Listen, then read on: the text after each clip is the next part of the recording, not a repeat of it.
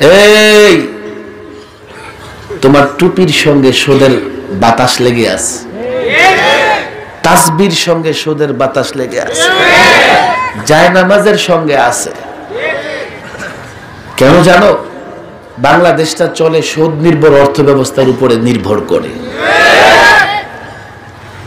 এই যে কোম্পানি সুতা আমদানি করে এলসি খোলে, জনগণ থেকে ঋণ নেয়, ব্যাংক থেকে ঋণ নেয়, সুতা আমদানি করে, এই সুতা দিয়ে কাপড় চোপড় টুপি এটা সেটা তৈরি হয়। বলে হুজুর সমস্যা কি? এটা তো সুদ না, ইন্টারেস্ট। এমন বুদ্ধিজীবী আছে না নাই? সুদের কি কয়? হারাম খোরের দলেরা, কোরআন আলেমরা বুঝে নাই, ওরা বুঝছে। লেনদেন কতটা ক্লিয়ার হওয়া লাগবে, চোখে দিয়ে রক্ত আসবে চিন্তা করলে। সুদ সম্পর্কে আল্লাহ যে কঠিন বার্তা দিয়েছেন, ওয়াযারু মা বাকিয়া মিনার রিবা ফাইন লাম তাফআলু ফাআযানু বিহারবিন মিনাল্লাহ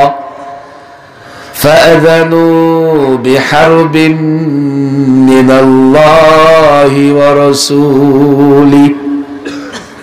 সুদ ছাড়ো, যদি সুদ না ছাড়ো আল্লাহ আল্লাহর রাসূলের পক্ষ থেকে যুদ্ধের ঘোষণা শুনে নাও। শান্তি কেমনে আসবে রে ভাই? সুদী অর্থ ব্যবস্থা মেনে চলে, অথচ ইসলামের শান্তি আশা করেন। বলবে হুজুর সুদ ছাড়া কেমনে চলবে? সুদ ছাড়া ভালো চলবে। সুদ এদেশের প্রত্যেকটা মানুষের, গরিব মানুষের রক্ত চুষে চুষে খায়। এই জন্য পুঁজিপতিরা পুঁজিপতি হয়, আর গ্রামের মানুষের, গ্রামের সাধারণ মানুষ ঘরের বাজারও করতে পারে না। আর পুঁজিপতিরা লক্ষ লক্ষ কোটি টাকা দুর্নীতি করে, বেগম পাড়ায় বাড়ি করে, সুইস ব্যাংকের অ্যাকাউন্ট ভরে ফেলে। কথা ঠিক না বেঠে?